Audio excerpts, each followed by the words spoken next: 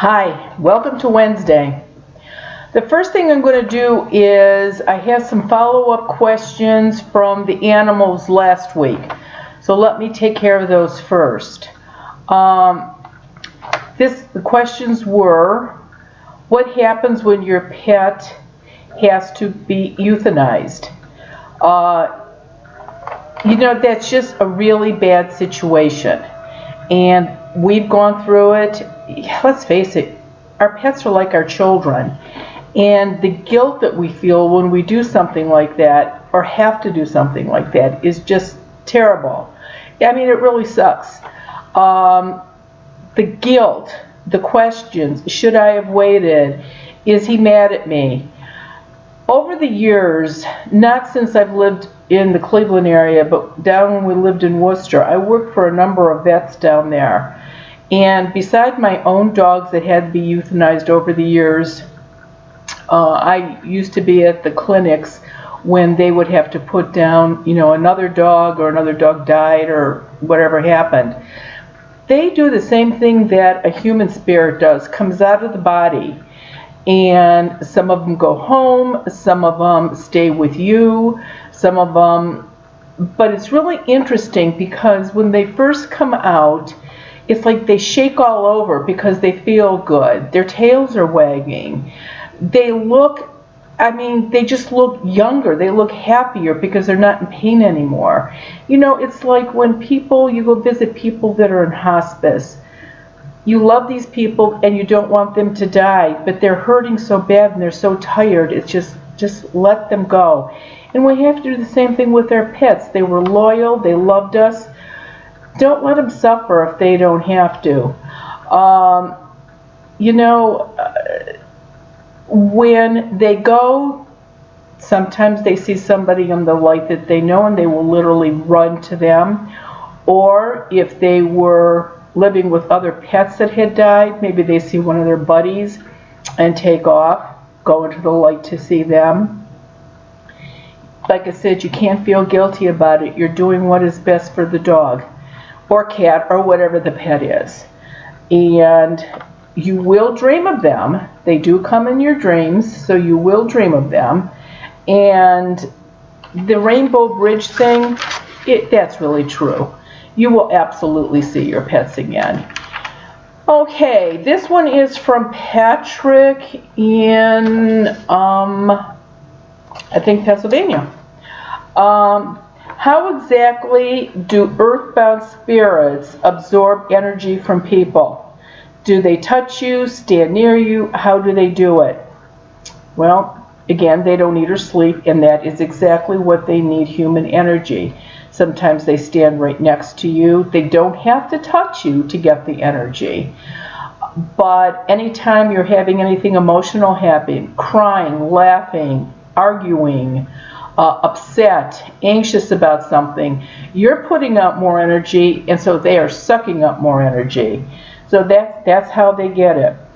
His father died last May, and he misses him terribly. Is there anything that I can do to help him communicate with me?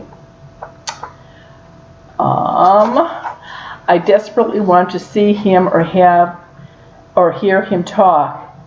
I have seen him in a dream once, and he hugged me very tight but said nothing.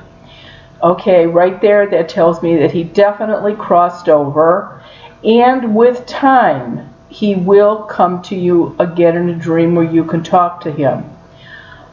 Are you sure you're remembering your dreams?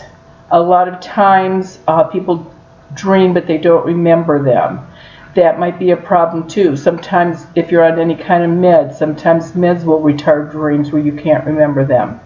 And another thing that sometimes happens is if you work like swing shifts or weird hours, sometimes it's really hard to get into the stage you need to restart remembering your dreams. But if you had one dream of him, you will have another one. Okay, this one is from Gina. In a YouTube video I recently watched, not one of mine, a man who connects with earthbound spirits mentioned that he finally realized how to tell the difference between an earthbound spirit and a living person standing in front of him. He said the earthbound spirit did not blink his eyes. Is this true for you as well? I've never noticed that. They act, they talk, they look, they blink as far as I know. Actually, after I got this letter, the houses I've done in the last couple of days, I've looked closely at the spirits that I'm talking to. Mine blink. So again, this is what works for this gentleman. That I don't agree, that doesn't happen with what I'm doing. I remember hearing a talk about earthbound spirits, and the guest speaker said that, again, not me, that if a person encounters a trapped earthbound spirit, the best thing to do is tell them to go to the light. If they don't know how, ask them telepathically to turn around, and then they will easily see the light behind them. They do, and then move on through it to the other side. Have you heard about this before? If so, has this technique worked for you? No, I've never heard that before, and no, that does not work for me. The light is lost 48 to 72 hours after the final memorial service. So turning around with the spirits that I have seen, I don't understand how that would work. But you know what? I've said this so many times, no two people butter toast the same way. Everybody does things differently. Everything that I've just talked about could very well work for these people, but it's not how I do it. And again, I guess everybody just does everything different.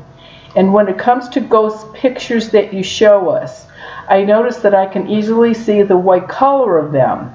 Do all earthbound spirits normally appear so clearly in photos, or only the ones who are much more powerful? It's however the energy is picked up by the camera. Sometimes they are really clear pictures and you can see them, there's no doubt about it. Other times they're like the fog that I've been showing you, or the streaks of light, or the blurriness. And if you're trying to take pictures of somebody or of a ghost, then you truly want to do it the week working up to a full moon and the full moon, because that is when they have the most energy. And so those would be the times that you absolutely want to do it. As she brought up the pictures, I got a bunch of questions about photos again. First of all, I do not go out and take pictures of ghosts. I don't even have a camera that could do that. And so I do not do that.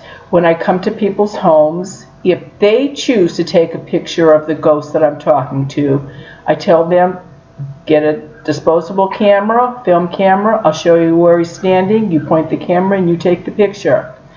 All the pictures that I have shown you over these past weeks have been pictures that I've accumulated in the past 20 or 30 years. An example, the one that I showed you last week of the lady sitting with her dog on her lap that was, all foggy looking, that picture was taken in 1993.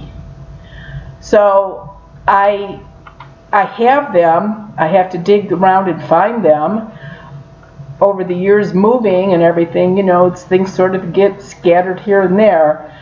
But I do not take pictures of ghosts anymore. There's one very good one that's in a couple of my books. It is the nasty looking one standing behind a car. I did take that picture probably 35 years ago. So it's been a long time, and I will show that picture eventually. And yes, you can absolutely send me pictures when taken on film. The digital ones, there's nothing I can do with them. And if you want me to have them checked out professionally, where I send mine, then you need to send the negative with them and permission for me to send it off and or use it.